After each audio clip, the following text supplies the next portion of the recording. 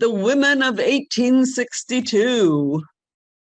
I'm your trainer, Lori Coffey, Elizabeth Hobbs Keckley, who was 30 years a slave and 4 years in the White House as the dressmaker of Washington, D.C.'s elite.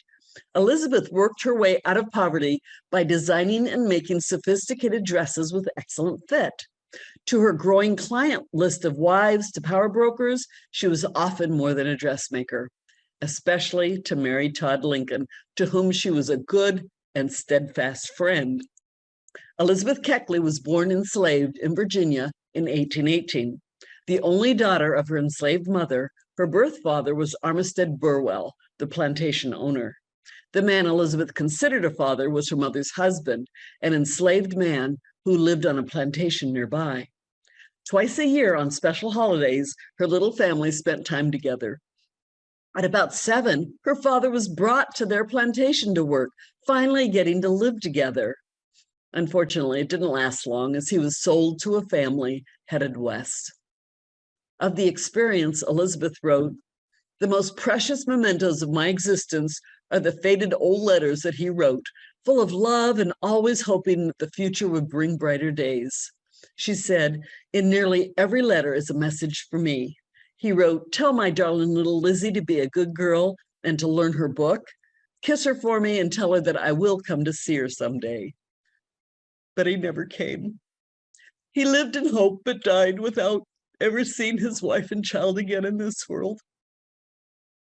It was very special that her little family was illiterate, as anti-literacy laws made it illegal for both enslaved and free people of color to read or write. Slave states enacted laws prohibiting teaching the enslaved to read or write under penalty of fines and even death. Life was a constant struggle for Lizzie. At 14, she was under orders from her half-brother's new wife, Margaret, whose heart, she said, was full of hatred. She sent her to a neighbor's to be beaten into submission. Lizzie bravely told him, "Nobody has a right to whip me but my own master, and nobody shall do so if I can prevent it." He whipped her back until she bled. After several weeks of the torture attempting to break her spirit, he had a change of heart. Bursting into tears, he decided it would be a sin to beat her anymore. He then asked for forgiveness. In her memoirs, she wrote that he kept his word. At 18, she became pregnant with baby George after being raped while on a 4-year loan to another neighbor. She never spoke ill of the people who hurt her, preferring to stay positive. In 1847, she and George were taken by the Garlands to St. Louis. Through it all, Elizabeth had worked as a seamstress, having learned the skill from her mother. For 8 years, she worked all day, every day, with the income of her labor going to be the sole support of the family of 17 that enslaved her. Working with many women in town, Elizabeth learned the power of knowing influential people.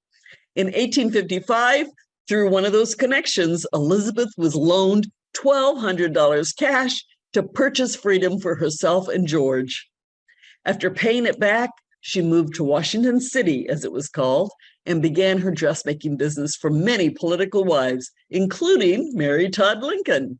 Today, the Smithsonian's Museum of American History displays Mrs. Lincoln's purple velvet gown worn during the winter season of 1862, made by Elizabeth Keckley, not only dressmaker, but confidant to the Lincoln family.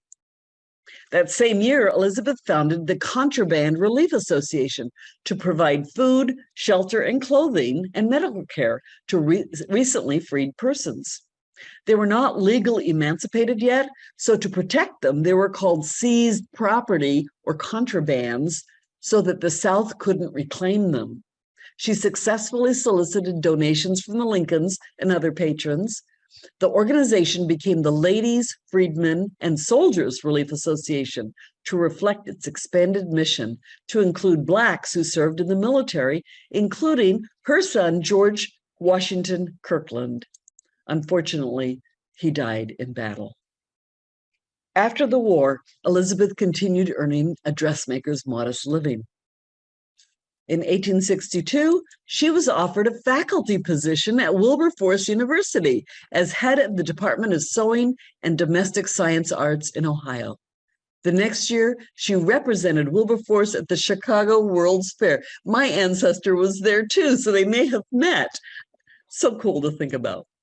Due to a stroke, she resigned from teaching and eventually gained a pension as Georgia's survivor. At 89, like so many former slaves, she died in poverty at the National Home for Destitute Colored Women and Children, which she helped found. In addition to her statue in Virginia, her designs are still inspiring elite women today.